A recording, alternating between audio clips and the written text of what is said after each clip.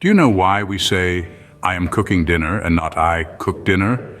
It's about present continuous tense. This way of speaking helps us talk about things we are doing right now or around this time. It's more exciting than just saying things in a simple way like, I cook dinner.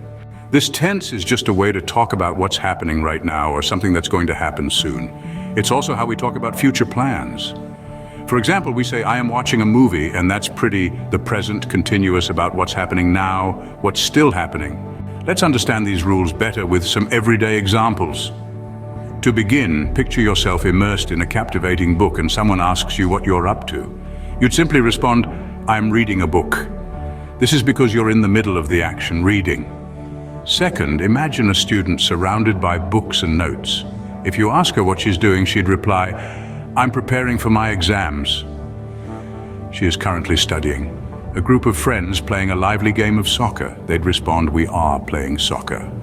They are actively playing then. Visualize yourself planning a fun vacation. You'd let your friends know, we are planning a trip, since the planning is happening right now. Finally, picture a coworker focused on a task. He'd tell you he is working on a project, as he is currently working, and that's how you use present continuous tense in everyday conversations.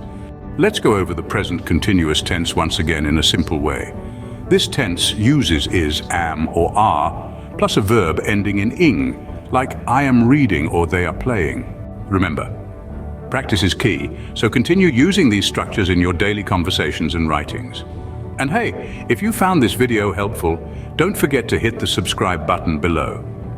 By subscribing, you'll be the first to know when we release new content. Stay tuned for our next video where we'll dive deeper into the world of English tenses.